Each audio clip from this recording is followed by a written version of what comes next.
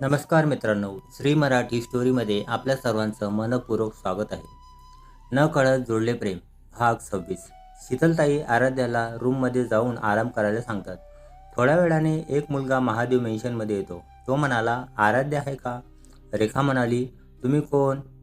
आराध्याताईकडं काय काम आहे? त्यांना बरं नवं, वर रूममध्ये आराम करताय त्या.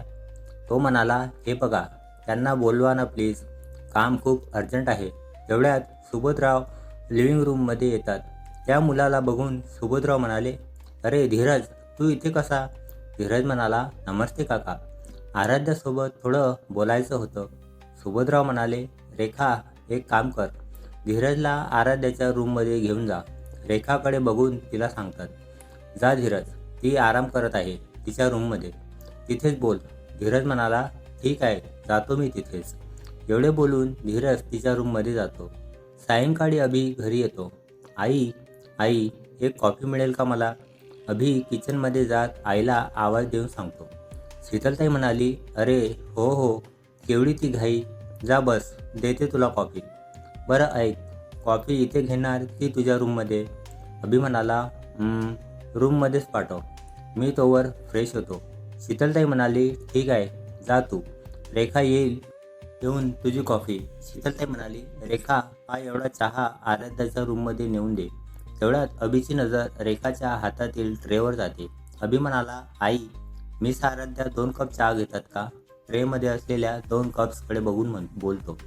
शीतलताई म्हणाली, नाही अरे, आज धीरज आलाय ना, मग दोघेही तिच्या रूममध्ये गप्पा मारत बसलेत, म्हणून त्यांना तिथे चहा पाठवते.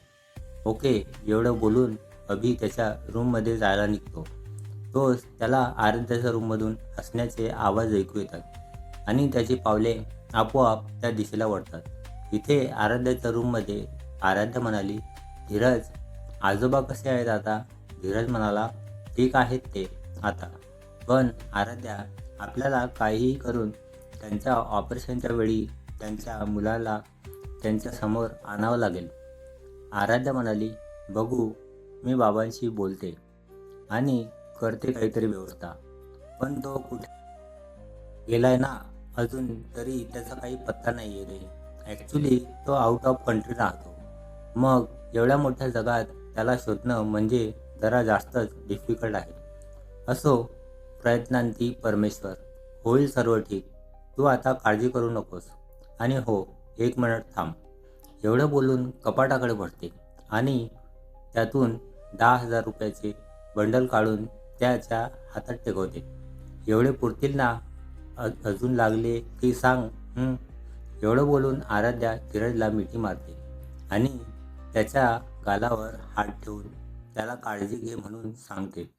पण हे सर्व रूमच्या दाराजवळ आलेला अभि बघतो आणि काहीही न बोलता रागातच आपल्या रूममध्ये निघून जातो. इकडे अभि रूममध्ये येऊन तोडफोड करत असतो.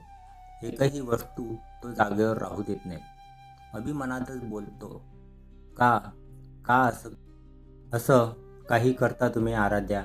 जी गोष्ट नाही आवडत मला, ज्या गोष्टीचा त्रास होतो मला, तीच गोष्ट सारखी सारखी का करता तुम्ही? ओ गॉड, सेव्ह मी. असं काहीसं मनात बोलून पटकन फोन हातात घेऊन कॉल करतो. अभि म्हणाला, Arun, I will send you a picture of man. I want information about that man as soon as possible. Is that clear? Arun म्हणाला, yes boss. Within 2 hours I will send you detail about that man. Abhi त्याचा call संपवून बेडवर जाऊन पडतो. तर तेवढ्यात रेखा अभिची coffee घेऊन येते. रेखा रूमच्या आतमध्ये येत म्हणाली, अभि बाबा, ही घ्या तुमची कॉफी. आणि तिची नजर रूमभर पसरलेल्या वस्तूंकडे जाते. रेखा म्हणाली, अहो बाबा, हे कसं काय झालं? तुम्हाला कुठं लागलं नाही ना? अभि म्हणाला, रेखाताई, फक्त अर्धा तास आहे तुमच्याकडे. मी शॉवर घेतो तोवर. मला हे सर्व क्लीन हवंय, कळलं? रेखाला तर काय करू काही नाही सुचत नव्हतं. सर्व मिळेल तसं आवरत होती. आराध्या धीरजला सोडून आराध्या रूममध्ये परत येत होती की तोच तिला अभिच्या रूममधून रेखाचा आवाज आला आणि ती तडक अभिच्या रूममध्ये आली. आराध्या म्हणाली, रेखाताई, काय लागला हाताला तुमच्या? रेखाताई म्हणाली, काय नाही ताई, अहो हा रूम साफ करत्या, सगळीकडं तोडफोड करून ठेवली आहे बाबानं. अन हेच आवरत होते तर ह्यो मेला काच हातामध्येच घुसला. आराध्या म्हणाली, एक काम करा, आधी त्याला काहीतरी औषध लावा, जा, ही रूम मी साफ करते. रेखा म्हणाली, अहो ताई, तुम्ही कशापायी करताय न गं, साहेब बोलतील मला, तुम्ही जावा, आराम करा तर. आराध्या म्हणाली, रेखाताई, आता जाणार आहात बऱ्या बोल्याने की गावाकडे जाणं कॅन्सल करू तुमचं? रेखा म्हणाली, नग ताई, जाते म्या, पण तेवढं ताई साहेबांनी सांगा बरं का. आराध्या म्हणाली, हो, जा आता, आवडते मी हे सर्व. आणि एवढं बोलून रेखा तिथून निघून जाते.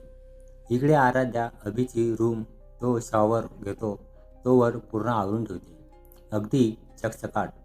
आणि अभिसाठी ब्लॅक कॉफी बनवायला जाते. इकडे अभि शॉवर घेऊन आल्यावर बघतो तर काय, रूम अगदी परफेक्ट आवरलेली होती. अभि मनातच म्हणाला, वाव, फर्स्ट टाईम रेखाताईंनी रूम एवढ्या लवकर आवरली आणि तीही अगदी परफेक्ट. नाहीतर अर्धा तासा म्हणजेच रेखाताईचा 1 तास धरून चालायचा. चला, छान झालं, आता थोडं रिलॅक्स वाटतंय, असं म्हणून अभि ड्रेसिंग टेबलसमोर रेडी होत असतो. तोच अचानक आराध्या नॉक न करताच रूममध्ये येते. आराध्या म्हणाली, अभिषेक, तुमची कॉफी. अभिला अशा अवतारात बघून आपल्या मॅडमचा फ्यूज उडाला होता. अशा अवतारात म्हणजे अभि महाशय फक्त शॉर्ट्सवर होते आणि तेही शर्टलेस, मग फ्यूज तर उडणारच. आराध्या एकटक अभिकडे बघत होती. शर्टलेस असल्याकारणाने त्याचं पिळदार शरीर, त्याचे बायसेप अगदी उठून दिसत होते. नुकताच शॉवर घेतल्याने त्याचा बॉडी वॉशचा सुगंध रूमभर पसरला होता. आराध्या हिप्नोटाईज झाल्यासारखी त्याच्याकडे बघत होती. अचानक अभिचं लक्ष डोअरजवळ उभ्या असलेल्या आराध्याकडे गेलं. त्याला अशा बघण्यामुळे तो जरा गडबडला होता, पण ती त्याला एवढी एकटक बघत आहे हे पाहून त्याला तिची मजा घ्यावीशी वाटली. तो चालत तिच्याकडे आला, तरीही ती त्याला बघण्यातच व्यस्त होती. अभि तिच्यासमोर चुटकी वाजवत बोलतो, इज व्हॉट एव्हर. आराध्या म्हणाली, एवढे बोलून तिने त्याच्याकडे पाठ केली. अभि म्हणाला, नाही, मी म्हणालो का आल्या होत्या इथे? आराध्या म्हणाली, ते तुमचं ब्लॅक कॉफी घेऊन आले होते मी.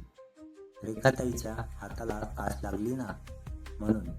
तुमची रूम पण मीच आवरली आहे आणि तुमच्यासाठी कॉफी पण बनवून आणली. सो थंड होण्याच्या आत ती कॉफी घ्या, येते मी. एवढं बोलून ती जाणार तर तेवढ्यात अभिने मागून तिचा हात पकडला आणि तिला स्वतःकडे खेचलं. हळूच तिच्या कानाजवळ जाऊन म्हणाला, by the way, body perfect आहे ना माझी? अगदी सेड्युक्टिव्ह व्हॉईसमध्ये तिच्या कानाजवळ जाऊन म्हणाला. ती भांबावल्यागत इथे तिथे बघत होती. तिला कळून चुकले की आपली चोरी पकडल्या गेली. अभि म्हणाला, मी म्हणालो, माझी बॉडी छान आहे ना, do you like it? Aaradhya म्हणाली, अभिषेक, प्लीज सोडा ना, जाऊ द्या मला. अभि म्हणाला, असं कसं? आता तुमच्या सारखी सुंदर मुलगी माझ्याकडे अशी बघते म्हटल्यावर ती अशी का बघते हे मला कळायला नको का? पण तुमचं असं बघणं आवडलं मला. I like your attention towards me. आराध्याला तर काय बोलावं काय नाही काही उमजत नव्हतं. अभिचे शब्दच फक्त कानात रुंजी घालत होते. तिची अवस्था अभिच्या नजरेतून काही सुटली नव्हती. तिचे ते ॲपल झालेले गोरे गोरे गाल बघून अभिला अजून तिची मजा घ्यावीशी वाटत होती. दोघेही एकमेकांच्या खूप जवळ आले होते, पण फक्त ती फिलिंग अनुभवत होते. दोघेही काय होतंय का एकमेकात असे गुंततोय हेच त्यांना कळत नव्हतं. तेवढ्यात आराध्याच्या हातातील फोन वाजला आणि दोघेही भानावर आले आणि त्याचे लक्ष आराध्याच्या मोबाईलवर फ्लॅश होत असलेल्या नावावर गेले. तसा त्याने तिचा हात जोराने झटकला आणि तिच्याकडे पाठ करून उभा राहिला. आपल्या केसातून हात फिरवत स्वतःला शांत करत होता. आराध्याला काहीच कळेना की अचानक अभिने असे रिॲक्ट का केले. ती थोडी त्याच्या जवळ आली. आराध्या म्हणाली, अभि. ती शांतपणे आवाज देते. अभि म्हणाला, लिव. अगदी हळू आवाजात, थंडपणे, पण रागात बोलतो. आराध्या म्हणाली, but Abhi, I mean Abhishek, I want to talk with you. Abhi म्हणाला, आय सेड लिव. जरा जोरात ओरडून बोलतो. आराध्याच्या डोळ्यात हलकेच पाणी येते आणि ती तडक अभिच्या रूममधून बाहेर निघून जाते. इकडे अभि तिने आणलेली कॉफी टेबलवरून खाली फेकून देतो. संताप, भयंकर संताप होत होता त्याचा. पण का? तर संताप झाला कारण आराध्याच्या मोबाईलवर स्क्रीनवर धीरजचे नाव फ्लॅश होत होते म्हणून. बापरे, केवढा तो पॉझिटिव्हनेस. उफ, कयामत है उनका इश्क भी. मोहब्बत भी करना चाहते हैं वो भी दोस्ती की आड़ में. काय होईल पुढे? अभिचा पॉझिटिव्हनेस कुठवर नेऊन ठेवेल त्यांच्या नात्याला? नक्की बघूया पुढच्या भागात. हा भाग कसा वाटला नक्की सांगा. व्हिडिओ आवडल्यास लाईक करा, शेअर करा. नवीन असाल तर चॅनलला सबस्क्राईब करा. धन्यवाद.